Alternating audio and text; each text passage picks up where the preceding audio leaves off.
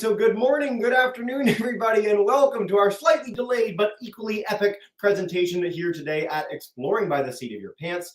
For those joining us for the first time, we're all about bringing conservation, adventure, and science into classrooms around the world. And I'm particularly excited, and it's kind of sad, it's a bittersweet day. It is our last day of the school year. So a huge thank you to our teachers and classrooms for joining us for over 500 broadcasts from over 70 countries this year alone. It has been an incredible ride, and as always, everything is on our YouTube channel. So if you want to check out anything we've done 3 weeks from now, 3 years from now, you can go there and do just that. I'm really excited today because we are joined by a new partner, and that is the amazing folks at Journeys with Purpose that craft these incredible expeditions to bring people contact with some of the most inspiring conservationists on this planet, working to conserve some of the most incredible and amazing ecosystems and species that planet Earth has to offer. I'm particularly excited too because we are going to an entirely new region for us as an organization. We have never been to Romania, never had a broadcast from there in 7 years, and specifically today we are going to the Carpathians, which is a really incredible biodiverse region that we are going to learn all about from the awesome conservationist duo along with the Journeys with Purpose team live from the mountains there. So without further ado, I'm going to turn it over to our fine folks, our speakers du jour today. Welcome into the broadcast, you three, and tell us where you are and what's going on.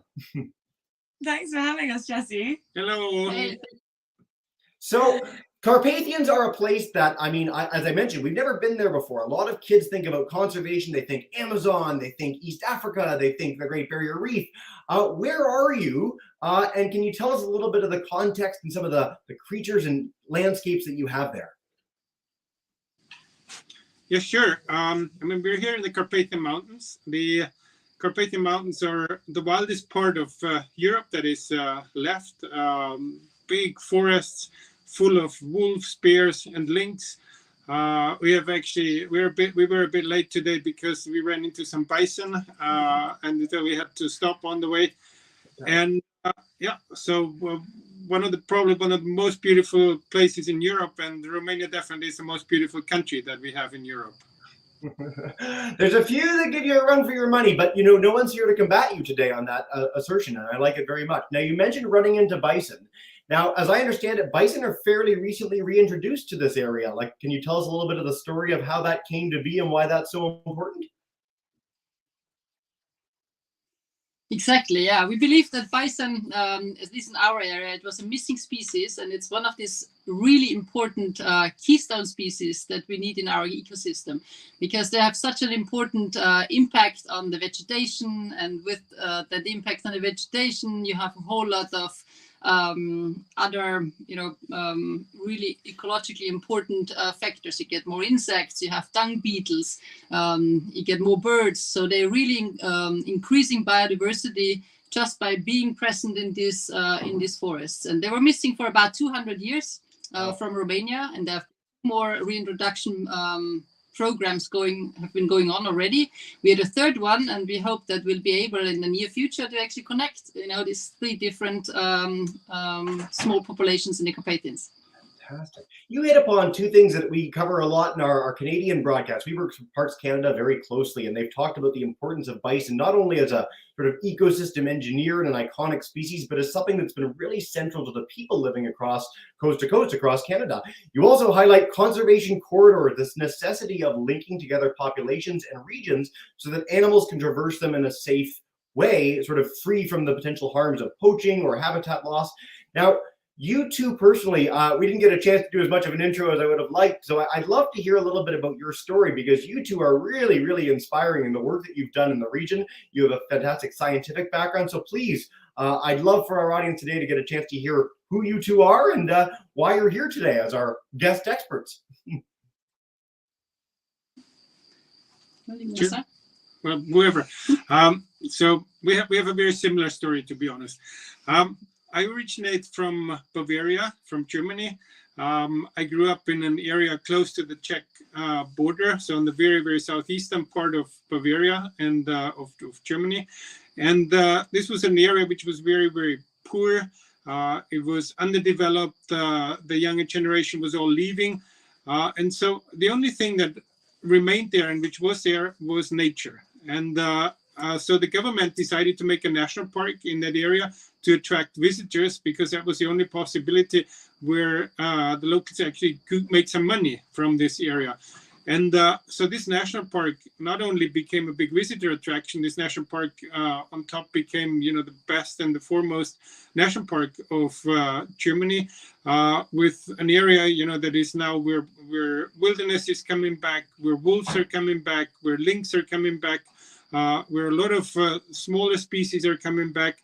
And it is really, you know, a lesson to learn. And so when I came in 1993 to Romania, which was, you know, shortly after the end of communism.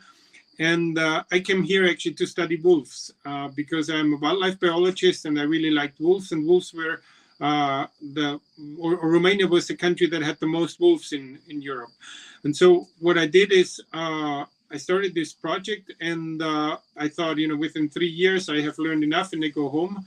And now it's 30 years later and I've never went home again because I made my home here. And this is how I ended up here. And I met Barbara in the early years, and you got your own story. Yes, my story is not much different. I mean, I studied biology, and as long as I can remember, one of my childhood dreams was always to work in wild places, which is the reason why I actually went for biology and zoology and ethology. I was always really interested in wildlife behavior. And wolves also always had an incredible fascination. I mean, they're incredibly smart animals, and they have their social behavior, which we can easily relate to. So I was always thinking my future will be somewhere, you know, in northern Canada, some really wild places. I never thought about Europe.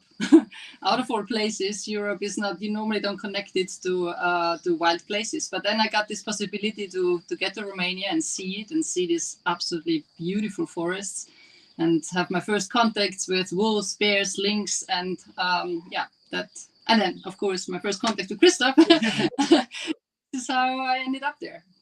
So it's so heartening every time we get the chance to hear from conservation stories of falling in love with a place or a species and coming to live there. I live where I live because of the landscape around me here, and it's just lovely, and especially that you have this sort of dual and mutual story. You talk about bears, lynx, and wolves. And so one of the things that we hear about from conservationists around the globe is the challenge of balancing the desire to bring back some of these species and rewild them, so to speak, with landowners and people that are used to living in an area without big predators. Do you have any challenges sort of balancing community needs with the reintroduction of these incredible species, or is that not something that you've had to deal with in the Carpathians? You know, the great thing about the Romanian Carpathians is that we didn't need to reintroduce anything except the bison and the beavers. Everything else was always here. So the wolves, the bears, and the lynx, they have been living here ever since. And people were just used to live alongside them, and they know how to protect their livestock from wolves and bears. And so there was never even the need to bring back any of these species because they have always been living here. But of course, you know, what we're doing now, trying to create this super big national park, which is going to be the equivalent of Yellowstone for Europe. That's of course a different story, because people need to get used to the idea, need to understand that actually, you know, they can have a better life with a national park than without a national park, and that takes a lot of work. And this is what we're doing nowadays. The challenge, I think, with large carnivores, wolves, bears, lynx, nowadays is not to, you know, teach people how to defend their livestock. It's more like maintaining traditional knowledge that has been lost all over Europe, but in Romania it still exists. But we see that this is getting less and less. People don't want to work in the same conditions anymore, which is clear. Can't blame them. So we have a completely new challenge. We have these animals here. We had them here all the time. But less and less people, fewer and fewer people are willing to you know, do the same kind of lifestyle. So we have to be a little bit more inventive to avoid conflicts. I'm really curious on the Journeys with Purpose angle of bringing people to experience these landscapes. I mean, there's no better reason to be delayed in a broadcast than to have bison in the way, which is a very exciting sign for everything we're trying to highlight here in today's broadcast. So I'm curious, how that's working. Is it something where you're attracting a large number of people? Is it limited for now and trying to build up a network of sort of ecotourism? We've seen this work really well in Costa Rica and Rwanda, and I'm curious what it's like there in Romania. We have so far very little tourism here. There's a lot of people that are scared of Romania, not understanding and not knowing that Romania is actually such a beautiful country. All they hear is about corruption and criminality, which, you know, exists in the country, but tell me a country where it doesn't exist. And it definitely exists in other parts of Europe. It definitely exists in the United States. So Romania is not any different in this respect from other countries.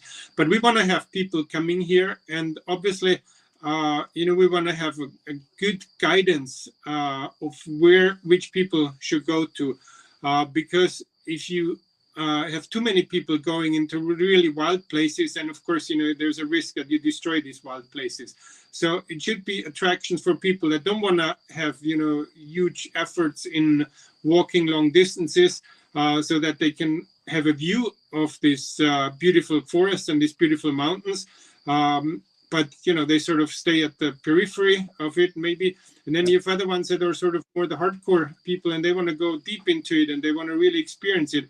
And then, you know, they should also maybe pay a little bit more for it. And so like this, everybody does his share to protecting this landscape, and everybody has a possibility to see what he wants to see. Yeah, for us, it's very important. We pinpoint leading or emerging conservation projects around the world, and for us, Carpathia is that pioneering project in Europe. You know, they're on a mission to create the largest forest national park in Europe, a kind of European Yellowstone. And you know, we need to restore our relationship with the natural world, and so we work closely with Christoph and Barbara to create an experience which enables people to actually engage with what they're doing firsthand. And these are conservation learning experiences. It's an opportunity to actually see with your own eyes the incredible work that they're doing, and hopefully go home, be flag carriers for the project, and feel a little bit more inspired and empowered to take action in your own life. Outstanding. By the way, on the note of being on the periphery and seeing the mountains and forests, you guys have one of the best backdrops of any program we've ever done in 7 years. So that is an absolutely, I want to come. I'm on the next plane to Romania, I think, when this broadcast is done. I'm curious, before I bring in our classes to ask a few questions, what that conservation work actually looks like. So for people that are coming to interact with you, to be on one of these journeys with purpose, what are they getting the chance to see? What does conservation work in the Carpathians actually look like on a day-by-day basis? Wow, that's a big question. Because we just tried to count all our activities, and I think we are beyond 50. So there are, of course, the pure conservation activities when it comes to, you know, purchasing the land, making sure that it is well protected, but also doing all the restoration work, replanting, restoring riparian areas, reintroducing species that are missing. We mentioned the bison and the beaver, but we also would like to bring back the vultures, and then we are really done.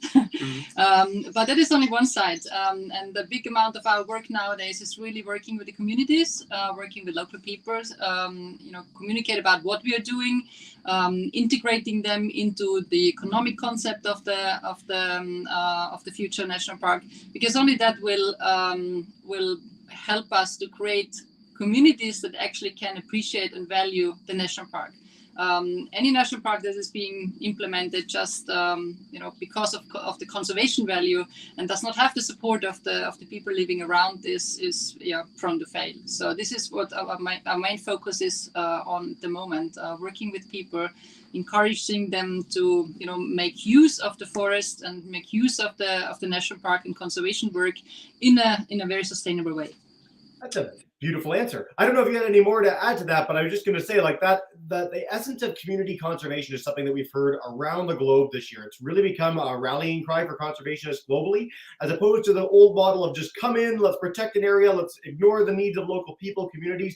If you don't have that buy-in, support, and people that want to see a future for this place, it's bound to fail. And I think it's really important that you guys are taking such effort to make sure that doesn't happen. Is there anything you wanted to add, sorry, Christoph, before I bring in our classes for our questions? Yes, one just briefly. I mean, we had this week, you know, we have this group of people that came through Journeys with Purpose, here, and we have an amazing, totally amazing week. We started on Sunday, actually on Saturday evening, with a beautiful barbecue under some oak trees that are, anything between 500 and 800 years old. Then on the next day, we stayed at our farm. We have a farm where we breed really old livestock, like a breed that is hundreds and hundreds of years old with very, very long horns. They're called gray cattle, Hungarian gray cattle. And we watched them. Then we continued to another place where we've been hiking in some virgin forests. Then we continued from there. Actually, we went an evening to a hike where we saw, how about was it, like eight different bears on a meadow. And then the last night we spent up in the mountains on a former sheep camp. In a beautiful setting. Top of the world. Yes, it was just view. Absolutely beautiful. And then today in the morning we went for another long hike, and we saw red deer and and the bison. They came out just in time for us. So it has been a wonderful week, and we're gonna spend a couple more days now here around this village, which is called Nukshwara. Oh. Well, I'm set to go to England with my wife in like 4 days, but I might need to try and persuade her to cancel and come see all these bears that you've got, because that sounds just spectacular. So thank you all for this. Again, a quick overview of some of the amazing work that you're doing. I've been highlighting the Journeys with Purpose website and Carpathia.org if you guys want to check that out at the end of the broadcast. But what I'll do now is take us to our classes for a question each. Mr. Hancock joining us in Georgetown. If you want to lead off with a question for the prom burgers, and Ms. Martin, you are good to go. Hey. Yeah, definitely. Thanks, Jesse. We're curious. What's the process like for reintroducing animals? What's the journey like? Well, it's not much different to any other part of the world. I mean, we try to do it according to best practice, and you always do a feasibility study up front to see whether all the ecological and social conditions are in place, and then you have to go through a painful process with the government that is usually chasing a lot of people giving you signatures, and then you're basically ready to go. In our case with the bison, we also had to invest a lot in release enclosures. Because it's a quite complicated process. You have to bring the animals from other European countries or breeding programs, and then put them into enclosures for a while, so they get really adapted to the situation. And after a couple of months, we open the gates, and they're ready to go. I love that. We've seen bison reintroductions live on our program before, and you've never seen a happier creature than a bison out of its enclosure after a little bit. One of the great joys in the world of conservation. Madam Jen, I'm going to head to you guys, our 4-5 crew and YRDSB. I'm coming to you in a second, but come on in. Welcome in, Miss Jen. Oh, we're a little delayed. Hey. Madam Jen, any questions for our folks? Maybe? Kind of, sort of. Okay, so you guys have... We can come back. I think we're a little delayed with her. Our 4-5s are YRDSB. If you guys want to flick on your mics, you are more than welcome to. YRDSB, I'll come to you, and you're good to go. If you want to turn on your mic, camera, all set. Hey, guys. Hello. Oh, unmute again. Oh, now you're on again. Sorry, I'm just having some lagging issues as well, but thank you for having us. Welcome. And my class wants to know quickly where you're sitting because the view is so beautiful, and if they want to live there, what kind of jobs are available, because they want to move there. Perfect. Okay, good. Now the first answer is, and that the view here is really ugly compared to everything else. So it's actually there's other areas that are even nicer, if you can imagine that. So everything here is incredibly beautiful. And if you want to come and work here, the first thing that you have to do is to learn Romanian, because if you go to another country, you need to be able to speak the language there.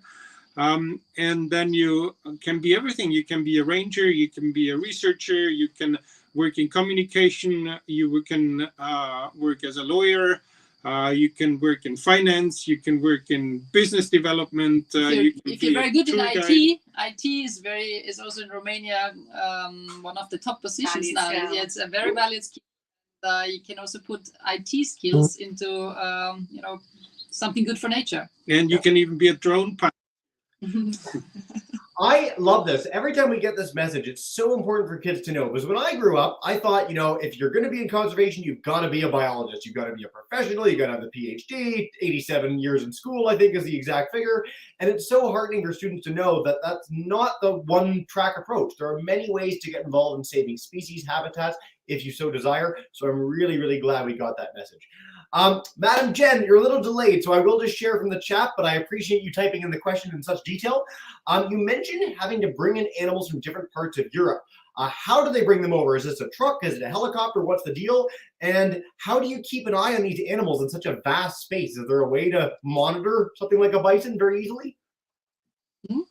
Well, it is indeed a very complicated process to bring the bison from different countries in Europe. So they have to be loaded on a truck, and it's, you know, big animals and they are scared. So sometimes they have to be sedated so we can get them on a truck. And then there's a long transport, you know, sometimes it takes 2 or even 3 days on a big truck. And then they get in at our place. It is a very remote place as well. So we have to take them off the truck, put them on a smaller truck that actually can enter further into the forest, where we do have our enclosure zone. And there we try to put a radio collar on at least some of the animals that we are releasing. So we, at least for the first few years, have an idea where they are roaming around, because it's a new species for us. So we're very curious to see how they're doing. Are they going to reproduce? And we don't mind if they, after 2-3 years, lose the collar. They are then rewilded and they are roaming freely, and they're wild animals, and they start having their calves, as we see already now. And also yesterday we saw the herd has 2 calves. That means they are feeling happy, they are doing well, and we don't have to monitor them anymore. Fantastic. So I'm so glad you mentioned the calf specifically. This is like the iconic way that you know something is succeeding in a landscape, is when they start having babies, because animals don't have offspring if they're uncomfortable, whether that's in a wild setting, whether that's in a sort of larger enclosure. So I'm really heartened to hear that that's the case. Congratulations, you guys. It's really amazing work there. Mr. Hancock, I'm going to take one more question from you live. We'll take one more from our YRDSB folks, and then we will wrap up from there with a final message from you 3. Mr. Hancock, you can share live. Come on in. Yeah, for sure. Actually, we have another question, Jesse. One of our students wanted to know the favorite and best part of your job. Ooh, no pressure. You start. No, you start. Well, you don't know what your favorite part is. Exactly. My favorite part is if I can have some important people here, and we can go up in the mountains and I can show what we're doing, and they all get really excited and support what we're doing and help us to make it all happen. Outstanding. I'm a little bit more egoistic here, but I'm being honest. My favorite part is when I'm out in the forest, you know, it's really quiet. I'm out on my own, and, you know, you see some wildlife, you might hear, you know, a wolf howling somewhere. This is really when I know this is exactly what I always wanted to do, and I'm happy to be able to contribute that this is going to be protected. I can really, it's nice when we have the opportunity to bring people on who look like there absolutely is nothing else in the world that they'd rather be doing. If you can, kids, if you can find something in your life that you're as excited as the Prombergers are about saving this wilderness, you are set, whatever that may be, even if it's being a drone pilot, as we talked about earlier. So thank you, Mr. Hancock, for that. Always tricky question. YRDSB, they want to know, do you have any tips for students in Canada? We got a lot of Canadians today in their last days of school to promote conservation in our country. So some of the lessons that you've learned there that might apply to Canada, or for an international audience, anything you'd like to share with to wrap us up? Well, I guess it doesn't matter where you are. It's really important that you look around and you see what you have there, and make sure it's going to be protected, because once it's gone, it's gone. And especially if you talk about species and biodiversity. So I think it's up to all of us to just, you know, run through this world with open eyes and see where you can help to make sure it's going to be protected. And my advice is think big, be realistic about what you can do, but be really passionate about it. You have to be passionate. If you're not passionate, you know, it's not gonna work. But you have to be passionate, and you also have to be honest. You have to what you preach, you have to do yourself. You know, you cannot say the one thing that should happen and then you yourself personally behave in a different way. So that is very important to become a successful biologist, I think. Go ahead, Venetia. Sorry. that also, you need to travel, get out there, explore as much as possible, and through that way you can learn. Yeah, my passion for conservation, for storytelling, comes from the experiences I've had on the road. I've been very privileged to have the chance to visit some really incredible countries, not Romania, though it's now top of my list. And I really love the idea that, again, kids can make a difference with whatever's close to home with them. We all get caught up in the charismatic megafauna things. Again, East Africa is my sort of childhood example that really inspired me. But no matter where you live on this planet, there is wildlife, there are areas worth protecting. You can make a positive difference.